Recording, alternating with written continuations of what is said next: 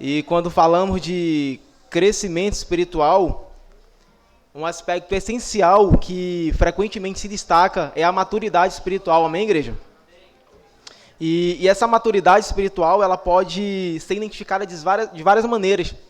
E uma das maneiras mais marcantes é o de o reconhecimento de nossos próprios erros, nossos próprios pontos cegos, amém? Essa maturidade espiritual. Mas para tornar essa ideia assim mais tangível, né? Pense na experiência de dirigir um carro. Todo mundo aqui que dirige sabe que nos espelhos retrovisores, principalmente de caminhão, tem os seus pontos cegos, amém? E esses pontos cegos, eles são áreas ali no retrovisor em que algo pode estar do nosso lado ou se aproximando, sem ao menos que percebamos. A menos que tomemos um esforço consciente de enxergar para ver se podemos mudar ou não de faixa. De maneira semelhante, igreja, em nossa jornada para o céu, nossa jornada aqui como peregrino, também existem áreas em nossa vida que não podem estar claras para nós. Esses pontos cegos espirituais, né, como assim posso dizer. Mas esses pontos cegos, eles podem ser fraquezas, podem ser tentações, podem ser pecados, mas não reconhecemos eles facilmente em nossa vida. Por isso que eu dei o exemplo aqui de ponto cego. Mas o ato de estar consciente e buscar diligentemente lidar com eles é uma evidência de maturidade espiritual. Mas temos que admitir algo essencial em nossa vida para podermos amadurecer espiritualmente, que é reconhecer que somos falhos, reconhecer que somos pecadores e reconhecer que precisamos infinitamente da graça de Deus. E entender também que a nossa capacidade de viver em santidade ela é limitada pela nossa própria natureza. Então, mas esse reconhecimento é que reside para o primeiro passo do nosso crescimento. E trazendo agora assim o assunto mesmo, né, sobre gratidão, e comecei a perceber que identificar esses pontos cegos em nossa vida não é uma tarefa fácil. Identificar os nossos próprios pontos cegos é uma tarefa extremamente difícil, por causa de uma palavra maldita que existe no cristianismo e na maioria dos cristãos, que é o quê? A soberba.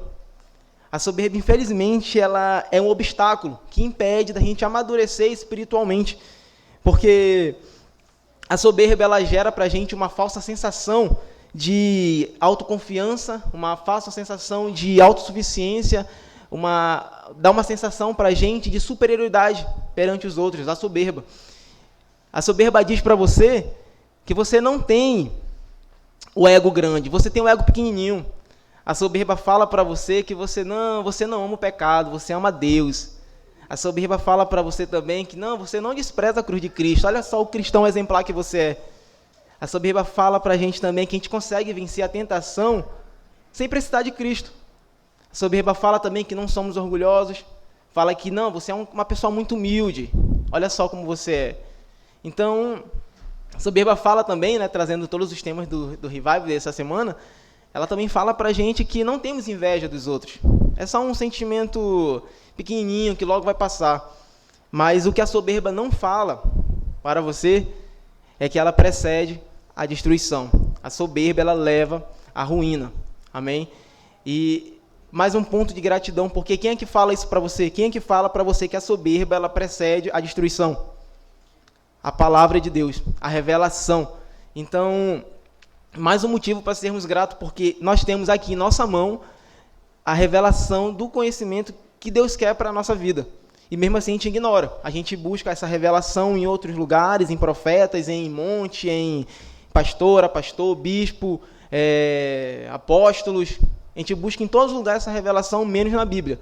E é por isso que a gente continua com a falta de conhecimento. Amém? É porque que a gente não consegue nos conhecer. Porque tem o João Calvino, ele diz uma frase interessante, que o autoconhecimento está intrinsecamente ligado com o conhecimento da palavra de Deus. Ou seja, quanto mais eu conheço a palavra de Deus, mais eu me autoconheço.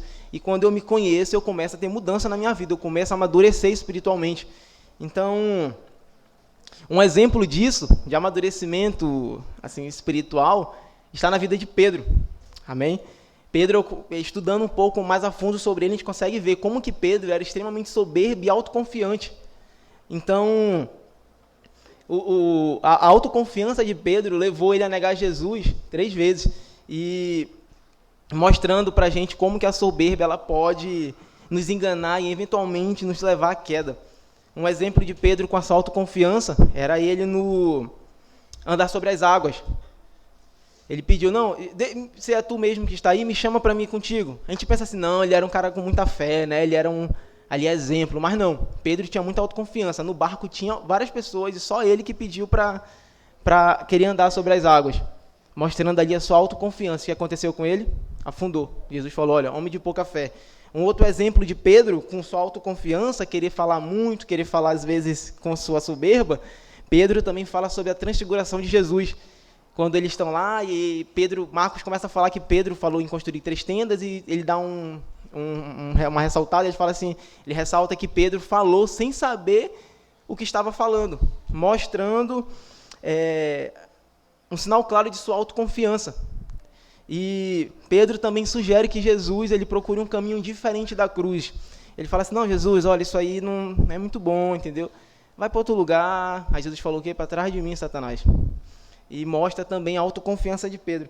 Mas eu não estou falando aqui apenas dos erros, amém? Por que Pedro ele é um exemplo para a nossa vida na Bíblia? Porque Pedro, ele foi alertado, no Getsemane ele foi alertado 3 vezes, né? Já dando, como é que eu posso dizer uma palavra? Mas dando ali um aviso do que viria acontecer com ele.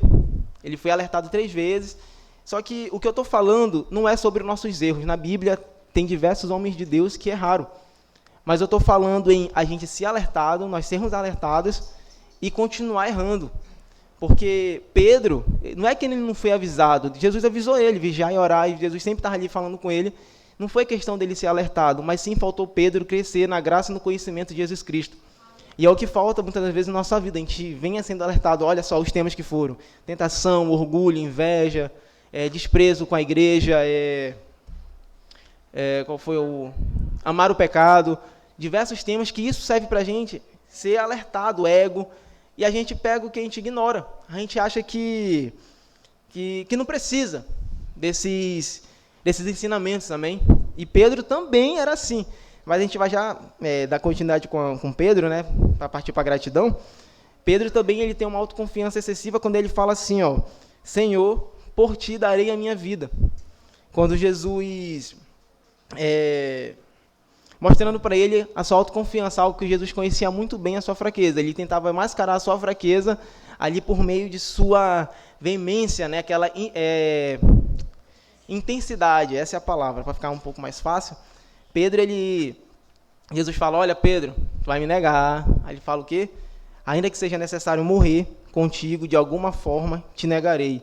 Então, é engraçado isso, porque Pedro ele tem uma intensidade muito grande, e com essa mesma intensidade ele faz o quê? Nega Jesus. Com essa mesma intensidade, com essa mesma veemência, né, que falam. Com essa mesma, aquilo que ele jurou nunca fazer, a soberba fez ele cometer.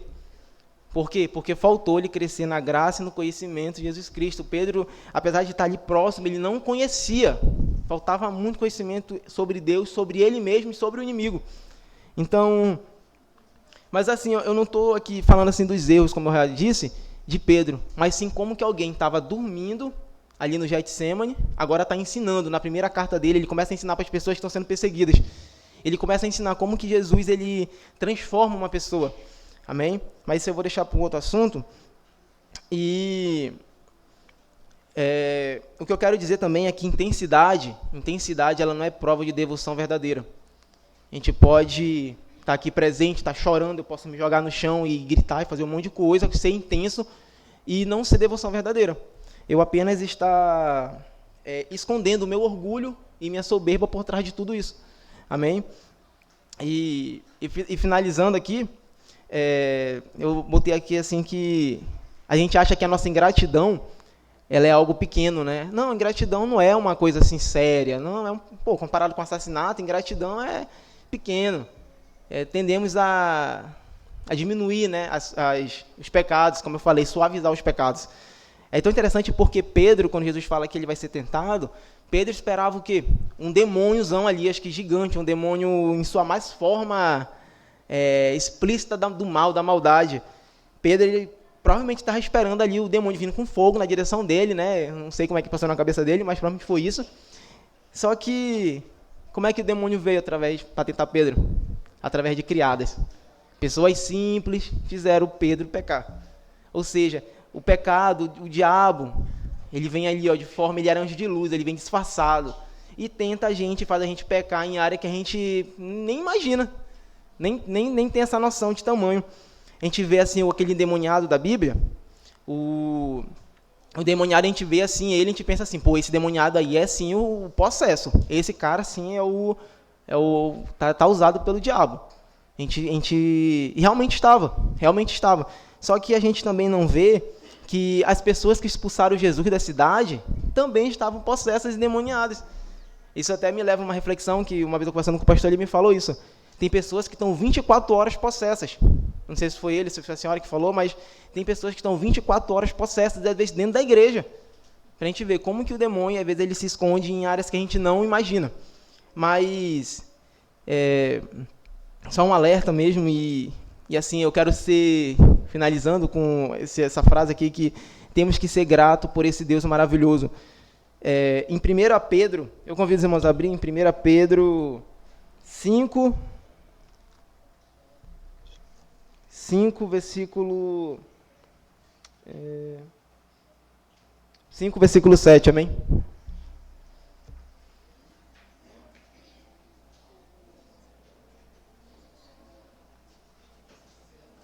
Primeira Pedro 5, versículo 7.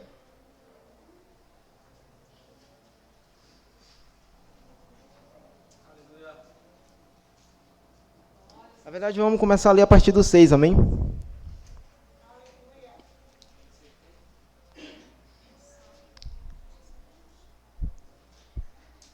Amém? Vou ler aqui por causa do tempo que está correndo. Humilhai-vos, portanto, sob a poderosa mão de Deus, para que ele, em tempo oportuno, vos exalte, lançando sobre ele toda a vossa ansiedade, porque ele tem cuidado de vós. Esse versículo aqui, eu fui desmiuçar ele um pouco e percebi que o 6 e o 7 ele tem uma conexão semântica, ou seja, o 6 e o 7 é uma relação de causa e consequência. O que significa? Que nessa primeira parte que ele está falando aqui, humilhai-vos, e depois ele fala, lançando sobre ele toda a ansiedade, o que significa? Que quando eu lanço sobre Deus os meus problemas, eu estou sendo humilde. E quando eu não lanço, eu estou sendo o quê? Soberbo. Amém? É por isso que entra aquele tema que ansiedade é pecado. Ansiedade na nossa vida é pecado, porque quando a gente não lança sobre Deus a nossa ansiedade, os nossos problemas, nós estamos sendo soberbos. E é por isso que no cristianismo nós temos um Deus que pede para a gente lançar os nossos problemas para Ele, e mesmo assim não somos gratos. Mesmo assim, ignoramos essa palavra abençoada que tem aqui. Quando a gente não lança os problemas sobre Deus, a gente fala o quê? Eu consigo resolver sozinho, eu posso fazer, eu não preciso da tua ajuda. Tua opinião, para mim, não compensa, Deus, agora. Tá? Deixa que eu faço tudo. A soberba, inclusive, em momentos de ansiedade, ela abre porta para a tentação. Já viu aquelas frases de amigos também que falam assim, não, eu não tenho problema, principalmente amigo que não é da igreja, fala para você, não tenho problema, eu estou livre de ansiedade, eu não tenho nada de dor de cabeça. Essa pessoa está mentindo para você, porque todo mundo tem problema e ninguém consegue simplesmente deixar o seu problema no canto e ir embora. Ou ele vai transferir para uma pessoa, ou ele vai assumir para si. Amém? E no cristianismo Deus fala, mande para mim os seus problemas, e mesmo assim não somos gratos. Amém? Então, eu vou finalizar essa noite com uma frase de Lutero, que ele fala assim que quando a tentação bater na minha porta, quando os problemas bater na minha porta, eu não vou abrir, eu vou pedir para Jesus abrir, ele vai abrir e vai falar, Lutero não vive mais aqui, quem vive aqui sou eu. Amém? Então que possamos finalizar com essa frase e entender que Cristo está sob o controle de tudo e temos que ser gratos por causa disso. Amém?